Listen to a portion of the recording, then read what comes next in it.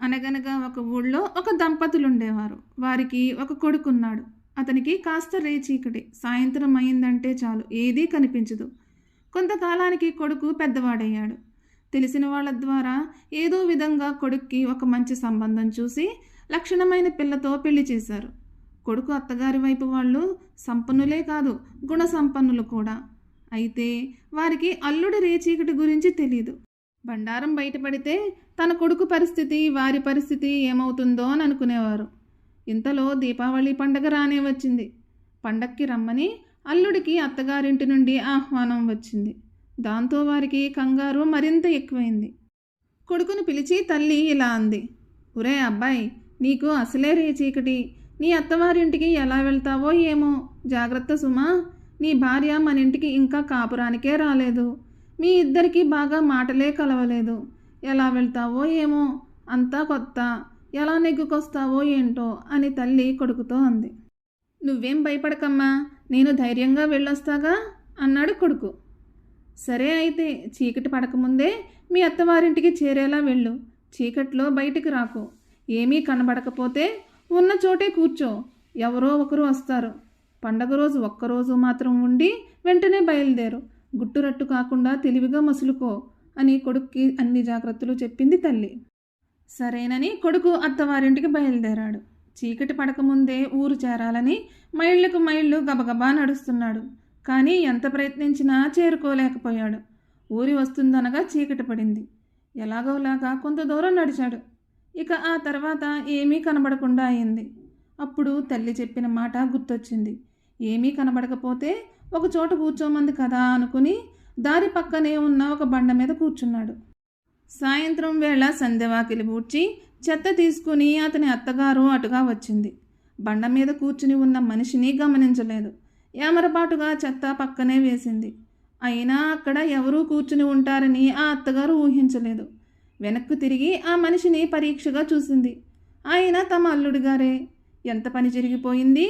అయినా ఊరి నుండి వచ్చిన వాడు నేరుగా ఇంటికి రాకుండా ఇక్కడ ఊరి బయట ఈ బండపైన కూర్చున్నాడెందుకు అని అనుకుంది. చటుక్కున కొంగు తలపై నుండి కప్పుకుని అల్లుడిగారు తనను గుర్తుపట్టకూడదని పరుగులాంటి నడకతో ఇంట్లోకి వెళ్ళిపోయింది. తన చిన్న కొడుకును దగ్గరకు పిలిచి, ఒరే, ఊరి నుండి మీ బావగారు వచ్చారా? ఊరి బయట బండపైన కూర్చున్నారు. చూసుకోకుండా నేను ఆయన మీద చెత్త గుమ్మరించి వచ్చాను. ఏమనుకున్నారో ఏమో, అలిగి వెనక్కి వెళ్ళిపోతారేమో. నువ్వు కాస్త వెళ్ళి బతిమిలాడి తీసుకురారా. అసలే నువ్వంటే ఇష్టం ఆయనకి అని చెప్పింది. బావగారంటే ఆ చిన్న బావమరిదికి కూడా ఇష్టమే. అలాగేనమ్మా అంటూ వెంటనే పరిగెత్తాడు. ఏం బావా, ఇంటికి రాకుండా ఇక్కడ కూర్చున్నావేం? పద పద, ఇంటికి పోదాం అన్నాడు బావమరిది. బావగారికి తన పొరపాటు తెలిసింది. పెంట దెబ్బ కనుకునే ఇందాక ఎవరో చెత్త గుమ్మరించి వెళ్ళారు. సరే, తన రేచీకటి విషయం బయటపడకుండా ఏదో ఒకటి సర్ది చెప్పాలి అని మనసులో అనుకున్నాడు. గొంతు గుర్తుపట్టి వచ్చినవాడు చిన్న బావమరిదని అనుకుని, ఏం లేదురా బావమరిది, ఊరికే చూస్తున్నాలే. ఏదీ నీ చెయ్యి ఇటు అందించు అని అన్నాడు. బావమరిది చెయ్యి అందించాడు. బావగారు లేచి మరిది భుజం మీద చెయ్యి ఉంచి నడవసాగాడు. ఇంతలో ఎదురుగా నల్లటి ఆకారాలు వస్తున్నాయి. మరిది పశువులను అదిలిస్తూ ముందుకు ఉరికాడు. బావగారికి ఏం చెయ్యాలో తోచలేదు. ఇంతలో ఏదో జంతువు రాసుకుంటూ నడుస్తున్నట్టు అనిపించింది. తడిమి చూశాడు. గేదో దున్నో అని తెలిసింది. ఓసోస్, ఇవెవరు ఓయ్ అన్నాడు బావ తెలివిగా. గేదెలు మనవేలే బావా, బావి దగ్గర నుండి ఇంటికొస్తున్నాయి అని అన్నాడు మరిది. అయితే ఇంకేం, దీని తోక పట్టుకుంటే ఇంటిదాకా నిక్షేపంగా వెళ్ళిపోవచ్చు అనుకుని బావగారు గబుక్కున గేదె తోక పట్టుకున్నారు. ఆ గేదె ఇంటిదాకా సరిగ్గానే వెళ్ళింది. కానీ ఇంటి పక్కన తవ్విపెట్టిన చిన్న గోతిలో పడి మళ్ళీ పైకి ఎగిరి వెళ్ళిపోయింది.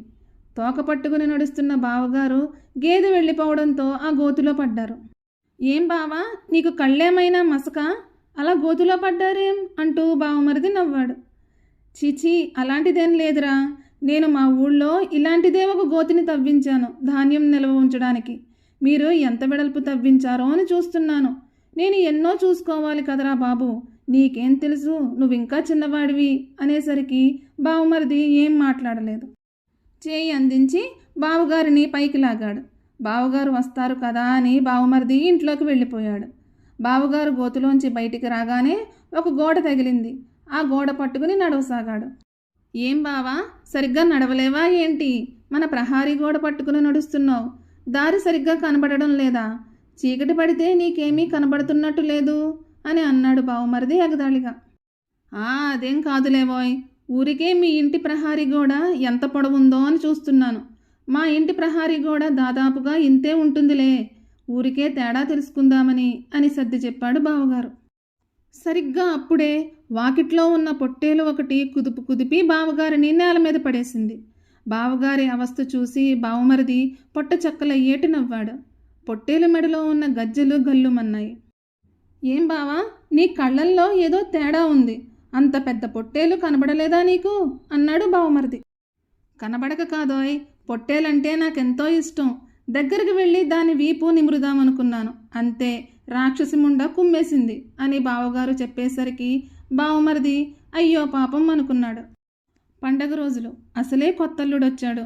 అత్తగారు రకరకాల వంటలు చేసి స్వయంగా వడ్డిద్దామని వంటగదిలోంచి వరండాలోకి వచ్చింది. అత్తగారి కాళ్లకు కడియాలున్నాయి. ఆమె నడుస్తున్నప్పుడల్లా గల్లు గల్లుమంటూ శబ్దం వస్తున్నాయి. అల్లుడు గారికి ఇవేమీ తెలియవు. శబ్దం దగ్గరికి వస్తుందనగా పొట్టేలు తనను కుమ్మడానికి వస్తుందేమో అనుకుని కర్రతో ఒక్కటిచ్చాడు. ఊహించని దెబ్బకు అత్తగారికి గిర్రున కళ్ళు తిరిగాయి. అల్లుడు గారేంటి ఇలా చేశారు? తను చెత్త గుమ్మిరించిన విషయం గమనించి ఉంటారు. ఆ కోపం ఇలా తీర్చుకున్నారేమో అనుకుని వంటగదిలోకి పరిగెత్తింది. మామగారు ఆశ్చర్యపోయారు. తన భార్య వడ్డించడం లేదని కోపం వచ్చిందేమో అనుకుని, అమ్మాయి ఇలారా, మీ వారికి నువ్వే దగ్గరుండి అన్నీ వడ్డించు అని అన్నారు. భార్య వచ్చి పక్కన కూర్చోవడంతో కొత్తల్లుడు కాస్త కుదుట పడ్డాడు. పాపం మా అమ్మను అలా కొట్టారే అని భార్య గొణుకుతో అడిగింది. అప్పుడు ఏదో పొరపాటు జరిగిందని గ్రహించుకున్నాడు. భోజనాలు కాగానే పడకలకు ఏర్పాట్లు జరిగాయి. కొత్తల్లుడికి అర్ధరాత్రి దాటిన తర్వాత మెలకువ వచ్చింది. బయటకు వెళ్లాల్సిన అవసరం వచ్చింది. పక్కన భార్య ఏమో మంచి నిద్రలో ఉంది. తనొక్కడు వెళ్ళి రాగలడా అని అనుమానపడుతూనే లేచి వెళ్ళాడు. వెళ్ళడం అయితే వెళ్ళాడు, కానీ తిరిగి తన గదికి ఎలా వెళ్లాలో తెలియలేదు. గోడ పట్టుకుని నెమ్మదిగా ఒక గదిలోకి వెళ్ళాడు. తడుముకుంటూ వెళ్తూ ఉండగా కాళ్ళు తగిలాయి. ఇంతలో ఎవరది అని కేక వినిపించింది. అది తన అత్తగారి గొంతని గ్రహించాడు. అంటే తను పొరపాటున అత్తామామలున్న గదిలోకి వచ్చాడని తెలుసుకోవడానికి ఎంతోసేపు పట్టలేదు. వెంటనే తెలివిగా నన్ను క్షమించండి అత్తగారు, నన్ను క్షమించండి అని అదే పనిగా అనసాగాడు. అప్పటికే విషయం ఏంటని అందరూ లేచారు. భోజనాల దగ్గర కొట్టినందుకు పాపం అల్లుడు గారు ఎంత బాధపడుతున్నారోనని అత్తామామలు అల్లుడు గారి మంచితనానికి ముగ్ధులైపోయారు. పర్వాలేదు పర్వాలేదు, వెళ్ళి పడుకోండి అని ఎన్నిసార్లు అన్నా అతను వినిపించుకోలేదు. ఎందుకంటే కాళ్ళు విడిచిపెడితే లేచి ఎటు వెళ్లాలో అతనికి తెలియదు. అందుకే నన్ను క్షమించండి, నాకు నిష్కృతి లేదు అంటూ అత్తగారి కాళ్ళు మరింత గట్టిగా పట్టుకున్నాడు. తన భర్త పక్క గదిలో ఏదో అరుస్తున్నాడని భార్య పరిగెత్తుకుంటూ వచ్చింది. తన భర్తను బలవంతంగా లేపి, రేపు మాట్లాడుకోవచ్చు పదండి, వెళ్ళి పడుకుందురు గాని అంటూ తన గదిలోకి లాక్కుపోయింది.